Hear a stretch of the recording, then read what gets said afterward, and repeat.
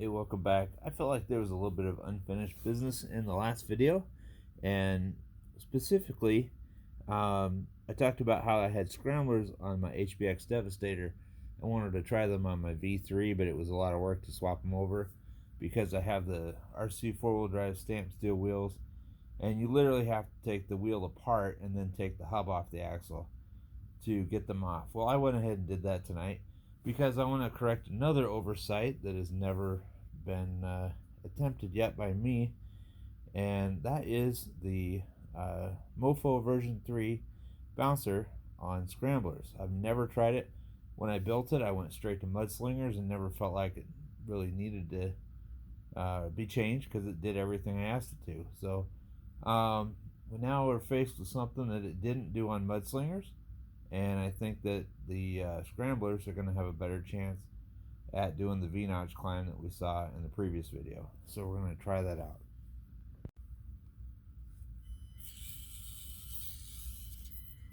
Alright, this is the only apples to apples test in this video so far because I have run Enjoy tires on this rig.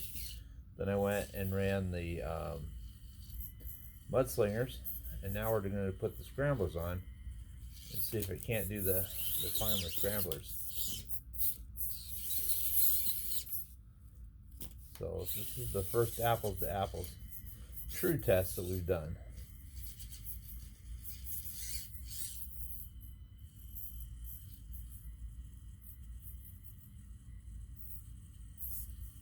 Let's see if I can't find that spot where it likes it and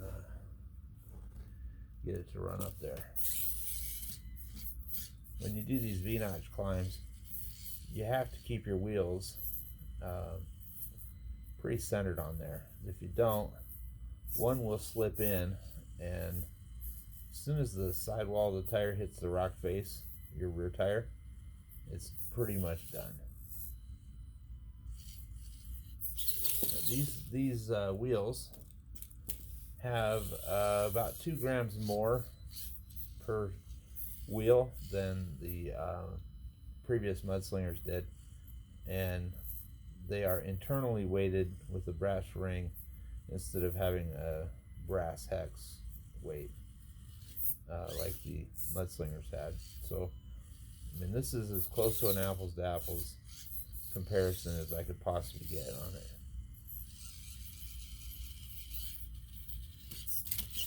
That was really close. We'll give it a few more tries.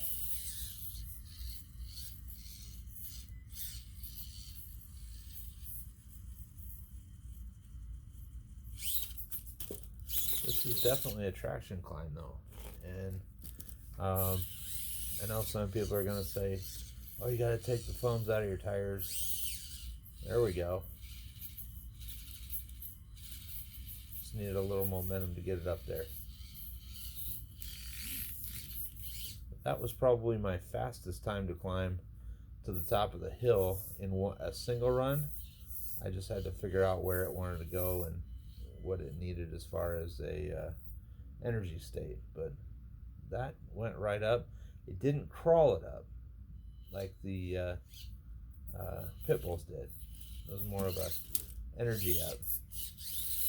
But let's just find out if we can crawl it up a few more times. I mean, anybody can momentum it up. But I think if you can slow crawl it, that's where it's at. And like I said, these tires, once they break in, are only going to get better.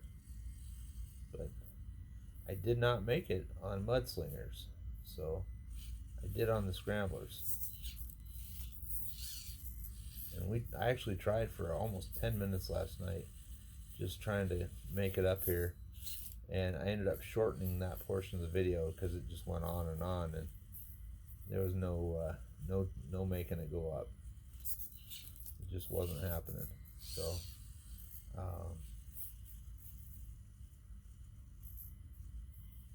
I might just add something to the end of this video rather than keep making the video longer, but I still want to make sure that I can crawl this up, and I'll let you know on a pop-up comment how it goes. But Um, I did think I would be successful with the scramblers on this rig, and it's obviously better. Another thing mentioned that some people talked about in the comments at YouTube is, there we go, just crawled it right up. I think using momentum is kind of it's just a cheating way to get up. I don't know. It's valid, I suppose, but it doesn't matter in a comp how you get up as long as you get up. But anyway, that was the part I was trying to make happen with a crawl pace, and it did, so I don't need to do that. But in the comments section, one of the things that we talked about is the fact that on rocks, I like a rounded edge tire. I don't like this corner, the outer corners of the tire here, to be a 90-degree angle. It's better when it's a rounded edge.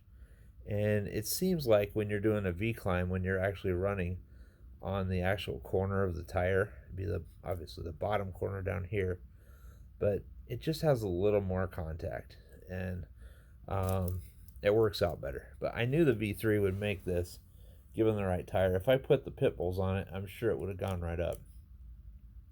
This does have a bit more ground clearance than the RB1, but it doesn't have the center of gravity that the RB1 has that makes it so you can really punch it and get it up there. But this one will clear rocks, and as you can tell, even on big tires, the V3 lifted is fine. In my opinion, of the rigs that I've run, these are the best three you can buy. I've got the V3 in the back that you just saw run.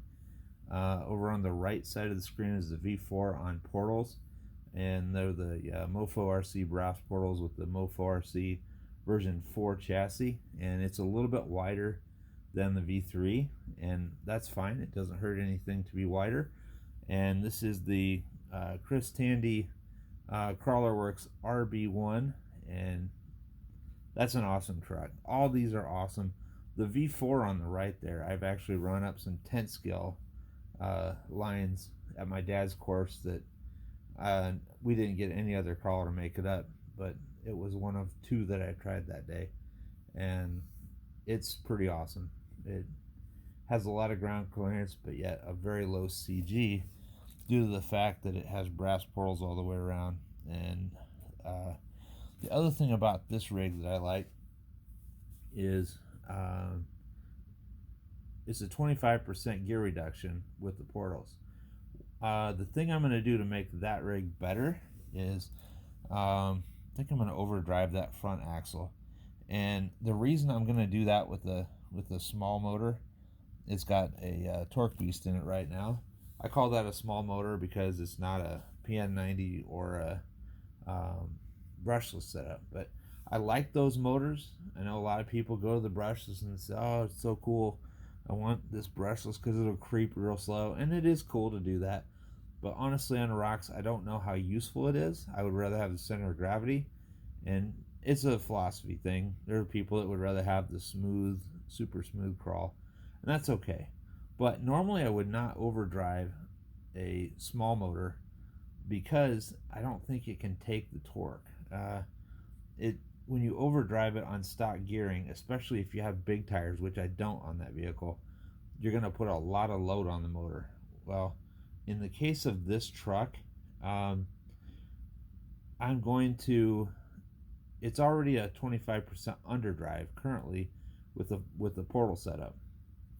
So if I overdrive the front axles by 13.5% or something like that, I'm still about 10% lower gearing on the front axle than stock was, and that will make up for the difference in speed between the front and back wheel.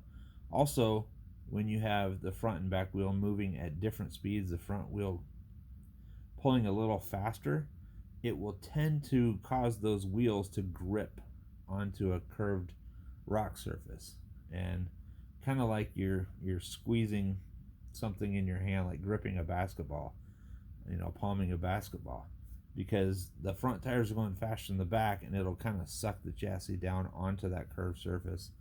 and I expect that one to crawl even better.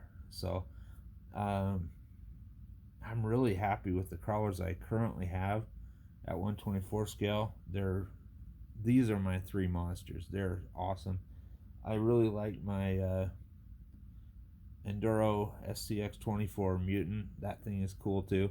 I don't drive it much just because it's slow a lot, but it has an incredible ability to climb. I might just run that one up this path. It's a super long wheelbase, so it also is going to have different climbing characteristics than any of these three. So I'll do that here at the end just to see what it does on Mudslingers.